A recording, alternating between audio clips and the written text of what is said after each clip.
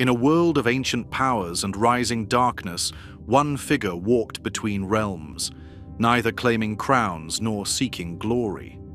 With a crooked hat, a gnarled staff, and eyes that had witnessed the dawn of creation, Gandalf moved through Middle-earth. Behind his weathered face lay purpose deeper than mountains and wisdom older than forests. While others built kingdoms or amassed armies, he built alliances with the overlooked and unexpected. Hobbits in their comfortable holes, rangers in the wild, and stubborn dwarves seeking lost homes. This is the story of a wanderer who carried light into the darkest places, not through dominance, but through patience, wit, and unbreakable resolve. Before he walked among mortals, he was Olorin, the wisest of the Maiar.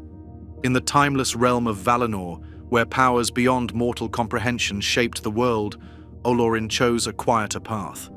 While others raised mountains or stirred the seas, he studied hearts and minds. Unseen, he walked among the elves, whispering wisdom in dreams and kindling hope where despair took root. His strength lay not in spectacle, but in subtlety, in the quiet fire of thought and compassion. The Valar valued his counsel, but none shaped him more than Nienna, Lady of Mercy. From her, he learned that true strength lies not in power, but in pity, that wisdom grows from sorrow and hope is born through grief. While his brethren sought to dominate or dazzle, Olorin prepared for a different purpose, not to rule, but to guide, to inspire, and to gently turn hearts toward the light. As the Third Age dawned and shadows lengthened across Middle-earth, the Valar grew concerned. Sauron, once Morgoth's lieutenant, had survived his master's fall. The darkness was gathering once more, but the Valar would not intervene directly. Not again. The scars of their last battle still marred the world. They needed emissaries, guides, not rulers. The Council of the Valar selected 5 Maiar to take physical form and walk the mortal lands. Their power would be veiled, their divinity hidden beneath aged flesh and bone.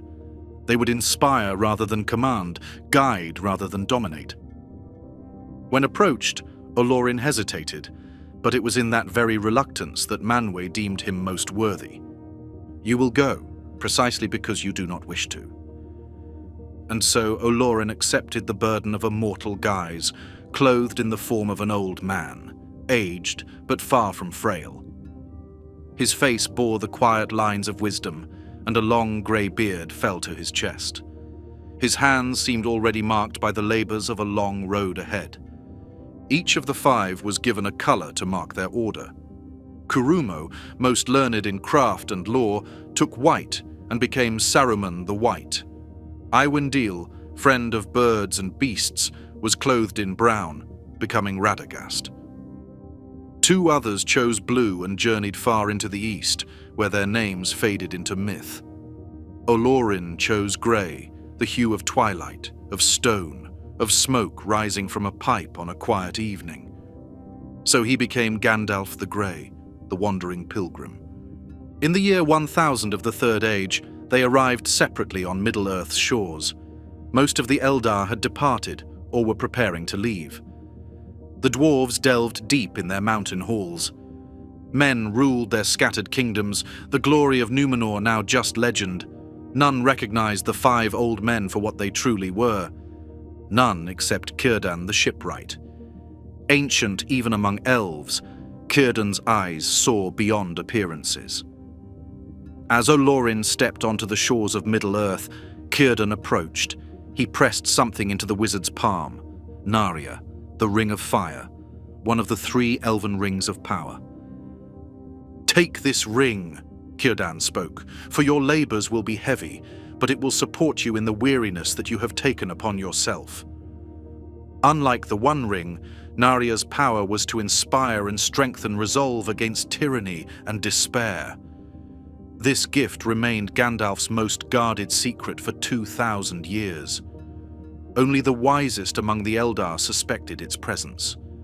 Sauron, ever searching for the 3 rings, never learned that one travelled in plain sight, borne by his greatest adversary. The elves called him Mithrandir, the Grey Pilgrim. Men knew him as Gandalf, and to the dwarves he was Tharkun. Though known by many names, his true nature remained a mystery. Over time, he grew unexpectedly fond of the halflings of the Shire, drawn to their simple joys and quiet strength. For over 2 millennia, he walked Middle-earth. He fought no wars of conquest. He established no realm. His mission was neither to overthrow Sauron directly, nor to rule in his place.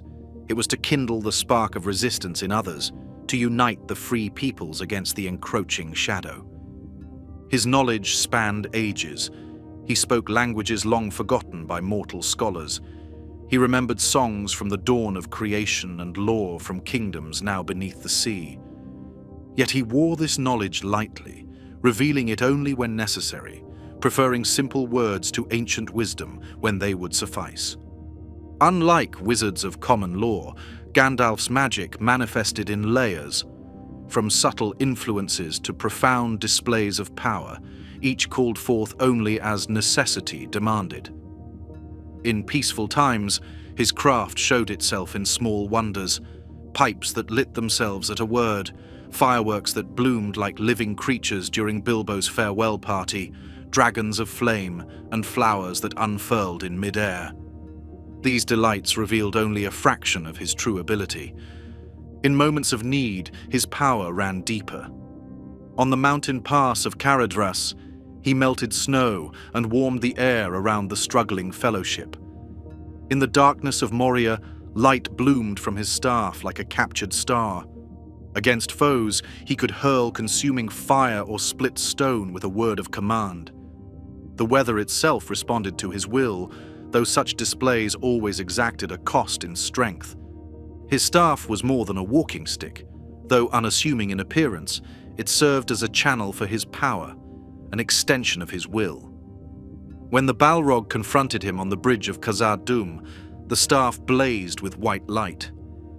When he faced the Nazgul on Weathertop, it flamed like a torch in the darkness.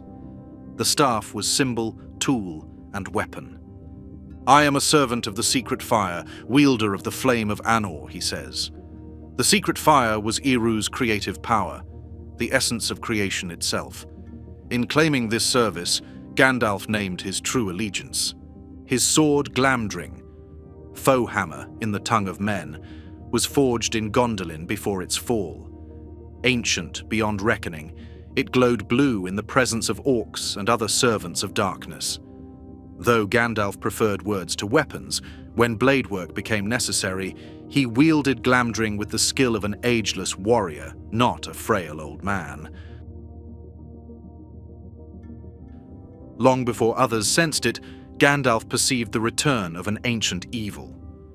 While the White Council debated theories, Gandalf followed whispers. They led him to Dol Guldur, the hill of sorcery in southern Mirkwood. A nameless fear dwelled there, a presence that corrupted the once fair Greenwood into a place of shadow. The local woodmen called it the Necromancer. Others dismissed these as peasant superstitions, but Gandalf knew better. In the year 2063 of the Third Age, he entered the fortress alone. The shadow fled before Gandalf could reveal its true nature. The wise believed the danger had passed, but Gandalf remained unconvinced. Nearly 800 years later, he returned to Dol Guldur. Some here will remember that many years ago, I myself dared to pass the doors of the Necromancer in Dol Guldur and secretly explored his ways, and found thus that our fears were true. He was none other than Sauron. For years, Saruman dismissed these warnings. Later, it would become clear why.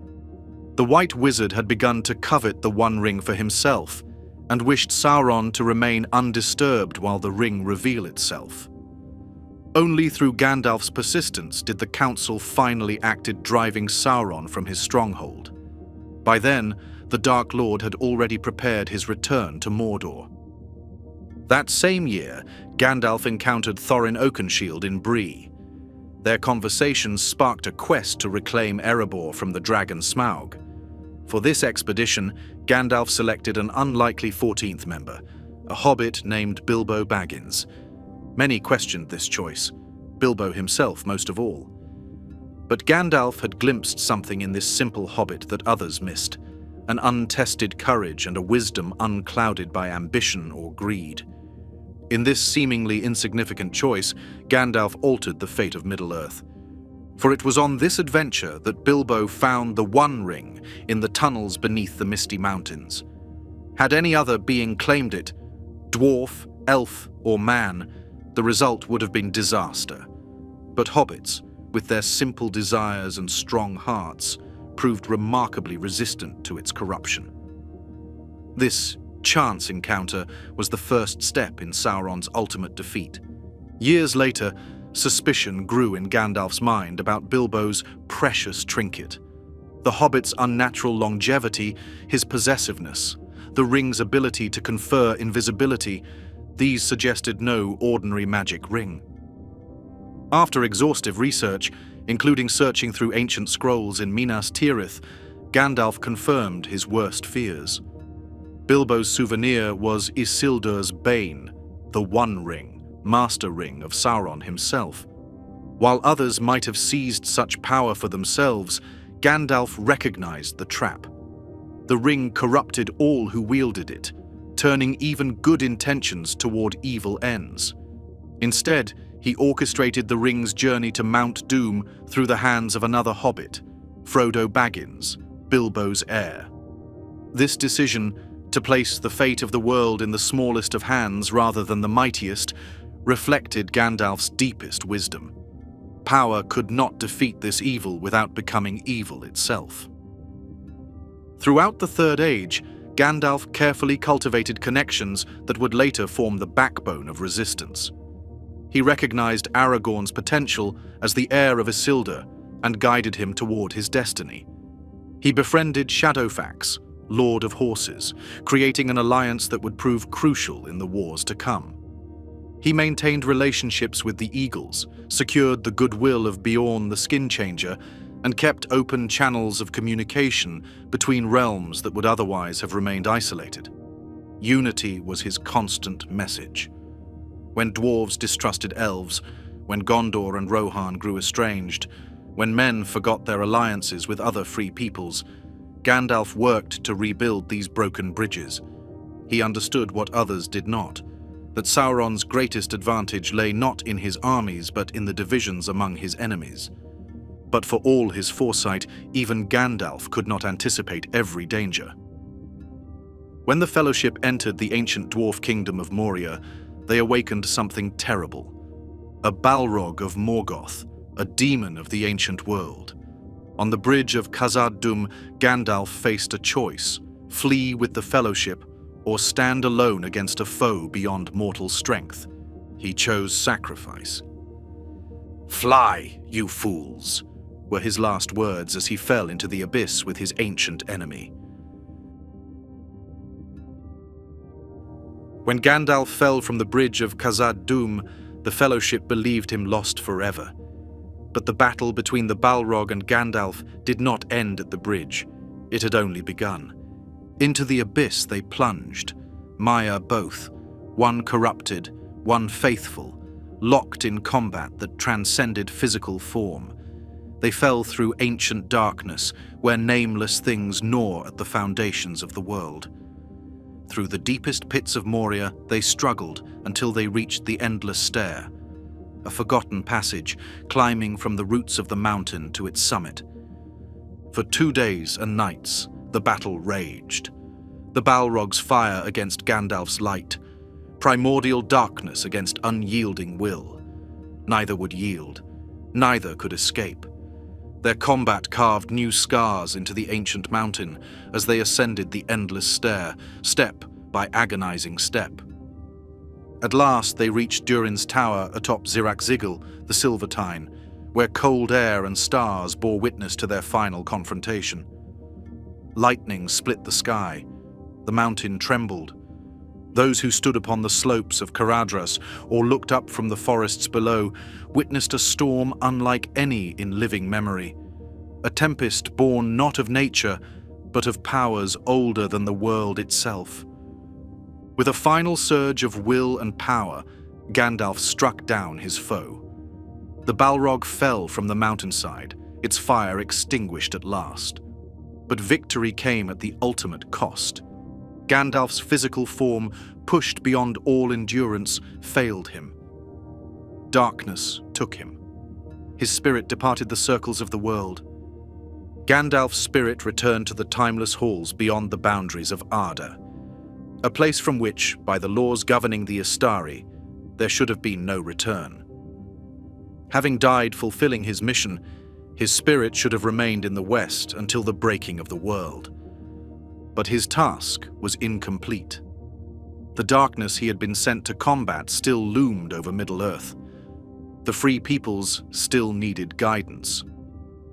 In this moment of cosmic significance, Eru Ilúvatar himself, the creator, the one above all, intervened directly in the affairs of Middle-earth for the first time since the downfall of Númenor. Such was the importance of the struggle against Sauron that the Creator would not allow his emissaries' sacrifice to end his mission. Naked I was sent back, for a brief time, until my task is done. Gandalf was reborn. Not merely healed or restored, but remade. His spirit returned to Middle-earth clothed in a new body, similar to his old form, yet unburdened by its former limitations.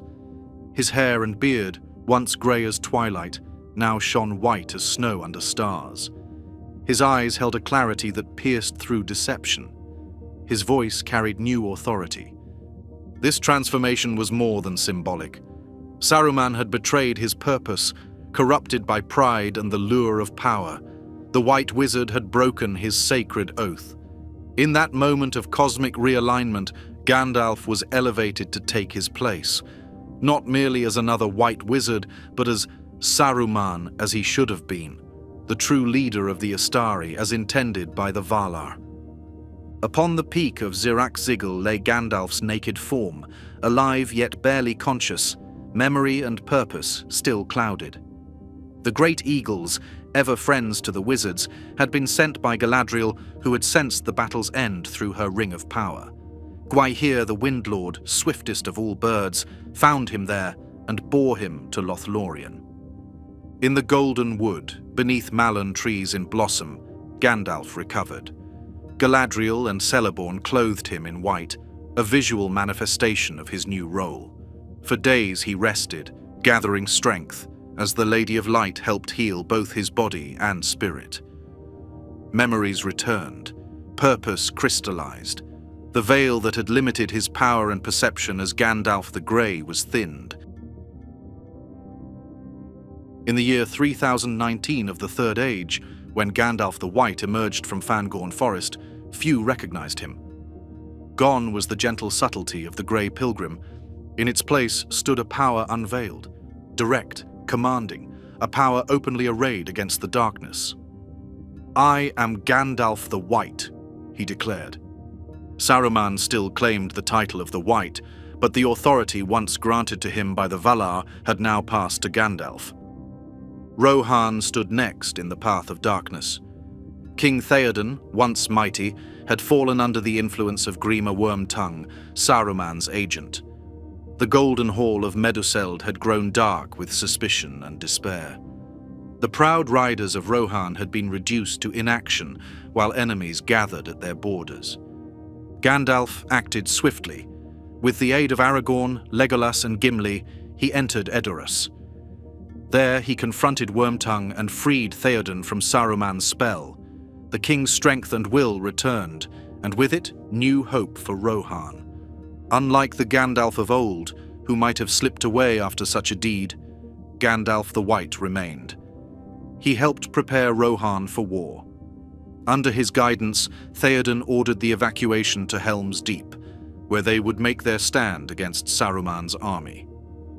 When the siege seemed hopeless, Gandalf arrived at dawn with reinforcements. Éomer and his riders, whom he had rallied during his ride across Rohan. Gandalf's next act was one of judgment.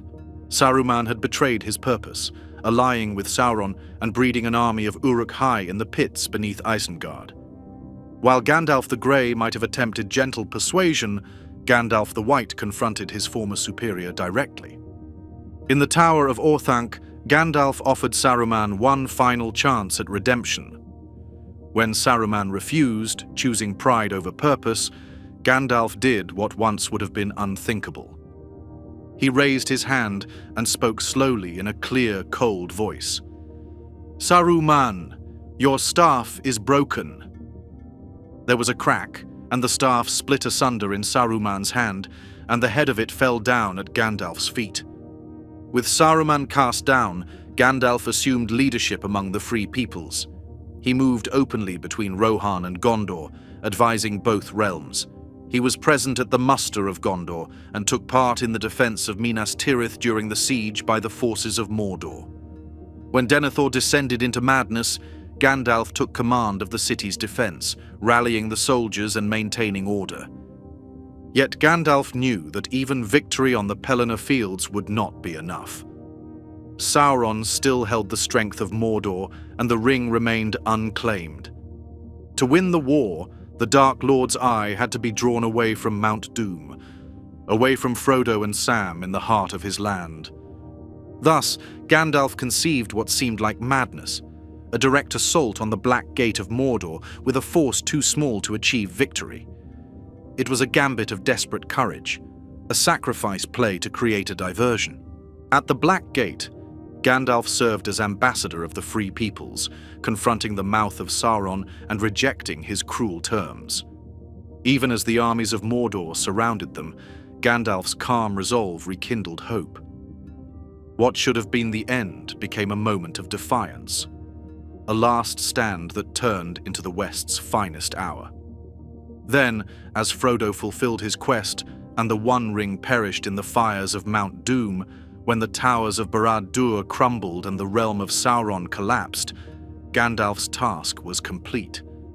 His mission, begun 2,000 years earlier when he arrived on Middle-earth's shores, had reached its fulfillment. Sauron was defeated. The Third Age was ending. The time of the elves was passing. Victory brought both triumph and compassion. It was Gandalf who arranged for the Eagles to rescue Frodo and Sam from the erupting Mount Doom, a final act of salvation for those who had saved the world. In the fields of Cormallen, he stood silent as the hobbits received the honor they had earned. His pride in them outshone any satisfaction in his own achievements. Yet one last evil remained. Saruman, now a diminished figure known as Sharky, had taken control of the Shire. But Gandalf, recognizing the hobbits' growth, chose not to intervene. "You will need no help," he told the hobbits. "You are grown up now."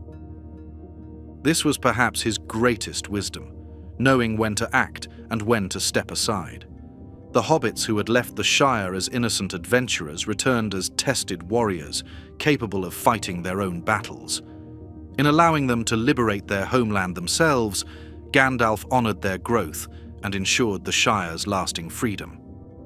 With Middle-earth secured and the Fourth Age, the Age of Men, beginning, Gandalf's purpose was fulfilled. At the Grey Havens, he joined the last of the Ring-bearers, Frodo, Bilbo, Elrond, and Galadriel, aboard a white ship bound for the Undying Lands. His task complete, he could finally return home. As the ship sailed west, carrying him beyond the circles of the world, those who remained caught a final glimpse of white robes gleaming in the sunset. The wizard who had arrived in grey died and returned in white, now departed, leaving behind a world forever changed by his wisdom, courage, and compassion.